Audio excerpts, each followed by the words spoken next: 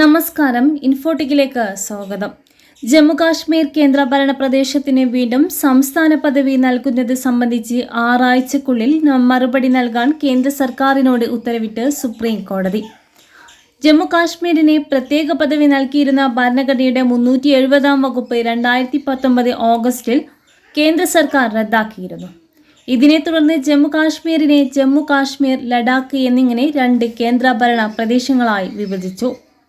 കഴിഞ്ഞ 2023 ഡിസംബറിൽ ഇത് സംബന്ധിച്ച ഹർജികൾ പരിഗണിച്ച സുപ്രീം കോടതി 2024 സെപ്റ്റംബറിനുള്ളിൽ ജമ്മുകാശ്മീരിൽ നിയമസഭാ തെരഞ്ഞെടുപ്പ് നടത്താനും സംസ്ഥാന പദവി അതിവേഗം പുനഃസ്ഥാപിക്കാനും ഉത്തരവിട്ടിരുന്നു.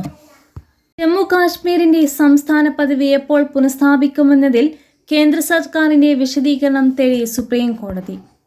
സമയബന്ധിതമായി പുനഃസ്ഥാപിക്കുന്നതിന്റെ സമയക്രമം നിശ്ചയിക്കണമെന്ന ഹർജികളിലാണ് chief justice BR Gavai, justice K Vinod Chandran എന്നിവരടങ്ങിയ ബെഞ്ചിന്റെ നിർദ്ദേശം. 6 ആഴ്ചക്കകം മറുപടി നൽകണം.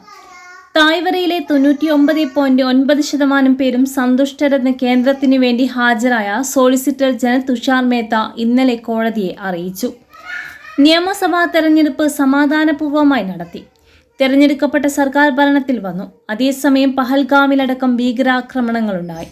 പദവി പുനഃസ്ഥാപിക്കുമ്പോൾ എല്ലാ കാര്യങ്ങളും പരിശോധിക്കേണ്ടതുണ്ട്. ജമ്മുകാശ്മീർ സർക്കാരും കേന്ദ്രവുമായി ചർച്ചകൾ നടക്കുകയാണെന്നും സോളിസിറ്റർ ജനറൽ വ്യക്തമാക്കി. ഹർജികളെ പൂർണ്ണമായ അർത്ഥത്തിൽ വിശ്വസിക്കാനാകില്ല എന്നും സൂചിപ്പിച്ചു. 2019 പദവി എടുത്തുമാറ്റിയതെന്നും ഇപ്പോൾ 2025 ആയെന്നും ഹർജിക്കാരുടെ അഭിഭാഷകൻ ഗോപാൽ ശങ്കർ നാരായണൻ വാദിച്ചു. പദവി പുനഃസ്ഥാപിക്കുമെന്നും കേന്ദ്രം വാദിച്ചു.